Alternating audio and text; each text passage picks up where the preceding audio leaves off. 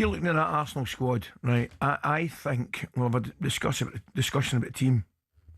I don't know if I'm wrong here.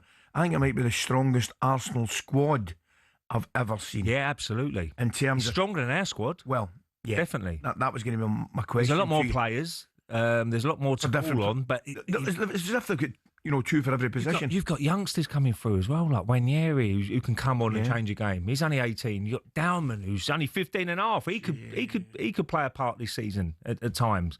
So in the depth they've got is up. Well, defence wise, you've got two for every position at the moment. You got Mascara's come in. He's looked at part, hasn't he? Yeah, absolutely. Remember he came on at the first game at Liverpool. Yeah, Liverpool. When Saliba went off. He's never looked back. Never looked back. I think Rice has been brilliant as well. I think Rice is such an important player because he drives people on. He's box to box, and that's why Zubimendi's been very important because he's give that licence now to get box to box. And isn't that amazing? And his running power is top class. He's been brilliant in the last 18 months. I mean, a lot of people probably just thought Declan would have sat in front of the back four, right? He's completely added thing to his game, notwithstanding the quality of set plays he takes. I don't like that, Ali. I don't like the holding midfielders and all that. I mean, midfield is common sense. So if I'm playing a little bit deeper than the others, I see a bit of a space and I can walk and affect their team. I run into that space and let somebody else sit for you. Exactly. It's about someone just reading you to say, right, okay, I'll sit in there. It's not rocket science, but people complicate it sometimes.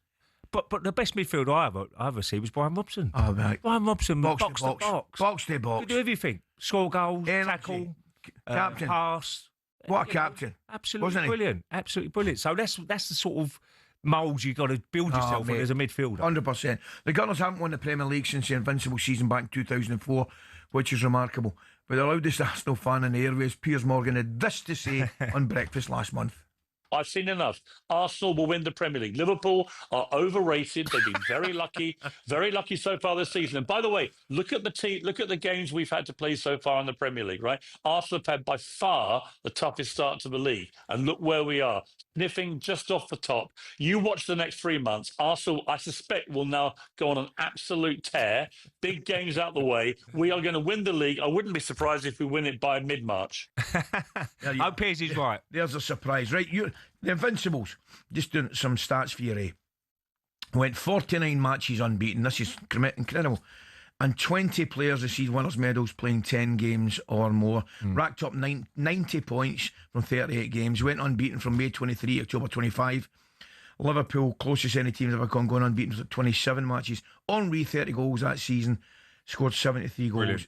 Right, Arsenal this season scored 18. Here's the thing. Conceded 3. Yeah. 7 league clean sheets so far this season. Invincibles kept 15, to be fair to them. Now, I'm looking at. I've got the fortunate situation. I've got both squads in front of me. It's difficult. Oh my goodness. My goodness. Right. I mean, we'll start with the goalkeeper, right? Oh, we've got here Lehmann or Raya. See. Oh mate. I mean, it's a different. Of course. I think Lehmann was unbelievable because when David Seaman left, we was all worried to say, look, you better believe you. We've just lost one of our top goalkeepers. What a pair of for many years. And we know how big the pressure is on any goalkeeper coming into a club like Arsenal. And he come in and he was unbelievable. He's a bit mad at times. Yeah. Typical German. Goalkeeper. Proper. But he kept us in games at times, and he's such an important person for that Invincible season. So, for that one season, I've got to go Lehmann at the moment. Lehmann, okay. I think Raya has been absolutely brilliant as well. Right, I'll stick Raya and just to... Go, you go Raya.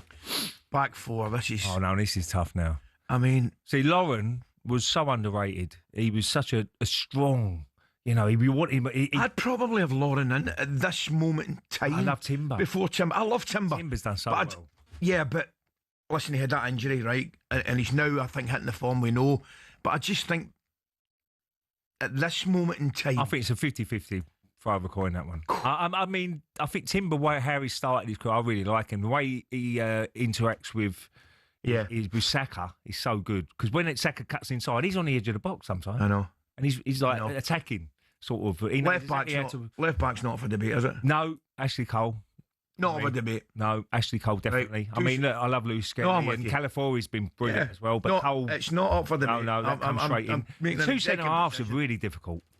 Now, I think Gabriel's such an important player. He's gets plenty of goals as well from set plays. The big one for me is Campbell or Saliba. Now, Arsenal fans will be going, Gabriel's in. Yeah, I think Gabriel, I'll put him in. Right. Definitely. I think he's Campbell or Saliba. Wow. And they're both, well, Saliba's more of a Rolls Royce of a player, I would say. But Sol was such a great blocker and defender. When I want a good defender, the first thing you do is defend. And Sol was the best at that. Well, there's my question for you. You talk about partnerships. Would Saliba suit Gabriel better than Sol? Well, that's where you're going. And would Sol probably suit Gabriel, I beg your pardon, Saliba better than... Yeah, I mean, it's a really difficult one, that one. Isn't it? It's a really difficult one. If I had to pick one... do you know what? Man's in agony. Man's in agony here. Because they've been such a good partnership, I'll go Gabriel Saliba. Yeah, just the partnership. It's only because of the partnership. I think they're probably one of the best in the world. We're going to finish this about 10 o'clock because we've got to go to a break. Midfield coming next. Stay with us. Right, here we go. Middle of the park. Right. Oh, man alive. Well, I think one player has to get in it is Patrick All day. Vieira. All day. Captain. All day. When Tony Adams left in 2002, you think who's going to be skip, who's going to take the club forward? As much as Tony was such an important player, and Patrick done a great job. So, what were his main qualities, Ray? Will to win. Yeah. But he'd always have balls in tight areas. You know, you ask the back four, they'll always give it to him. Yeah. And he'd get out of situations with his big, gangly legs. And he used to love sucking people in and chipping over their head and running around them. And he loved that. If you could read him, he'd done it at least once or twice in a game. Yeah. But he was just, he had that physical power in that midfield. And, you want him alongside you more than against you, sort of thing. So Patrick has to be in it. Now, alongside him, who's, for me, been one of the best signings in the last few years. And I remember asking Mark Noble about him, so you know it's going to be. Yeah, of course. I said, is he going to go Arsenal? Well, I don't think they can afford him, which they put the money up in the end. They got him, which was a massive signing. What about a business? And just for the dressing room area as well, he's been absolutely brilliant in his dressing room. Unbelievable. He just looks a great boy, doesn't he? Yeah. He puts his own around people where he has a little pop of people when he has to, which you need. So Declan Rice is for me. Rice and Vieira. Seriously. It's a very tall team, by the way. It's a big team. Is it my two in midfield? Might be quite good at set plays. This team. Yeah, not bad. But think about that. Seriously. On the wide areas. Rice and Vieira is unbelievable. I mentioned Declan earlier on. I think he's been a fabulous signing. But getting forward, getting goals. I mean, headed goals for 12 yards, 10 yards at the weekend, getting himself forward. Yeah. But Gilberto Silva was a great player. I must give him credit as well. That season was excellent. We called him an invisible wall, because he always was in the right place at the right time. And what he done so well, and he was when the ball was wide, he would just slot back into the defence. So you had three. So when the ball went in against two strikers, you knew you had three players in there. No. And then he moved back into midfield again. He did such a great job for the team. Yeah, which wasn't we saw it as players. I'm sure the fans did as well. But he was a really underrated player. Very, very strong, good on the ball, efficient, and but I've got to go Rice and Vieira. Oh, I don't absolutely. I'm totally with you. Totally with you. Not up for debate. Wide areas. This could be interesting. Right hand side. Freddie was again. He scored some vital goals at times in brilliant games, big games as well, which I always look at the importance of the game sometimes. Yeah, 100%. And when they score them, is it the opening goal? I can score a brilliant goal when it's 4-0. When you're 4-0 I'm with you, mate. I'm with you. It's the importance of the goal sometimes. And Freddie scored some really, really important goals. But I've got to go probably Saka. Got to go Saka, yeah. On his day. Freddie was different class. But Freddie was good. But Saka's got to be there on that right-hand side for me. He's played 200 Premier League games already at a young age. Remarkable. Unbelievable. So if he can keep improving like he has, he's going to be one of the all-time greats for Arsenal. There's no doubt about that. If he stays there. Yeah. Hopefully he can stay there. Other side? On the left, I think there's no debate here for me. Perez. Has to be. Perez has to be, mate. Now, they've got options. Again, there's 10 goals there. Yeah. 10, 12 goals from Robert every single season.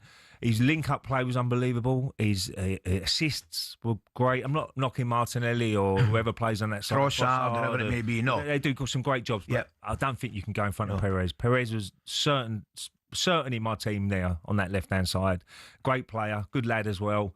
But look, he won a tackler, but that wasn't his job. We said we're tackle for you as long as you set a couple up and other boys score in the goals. team that could do that. Yeah, absolutely. Front two, it's not for debate. Well, I mean, the front two.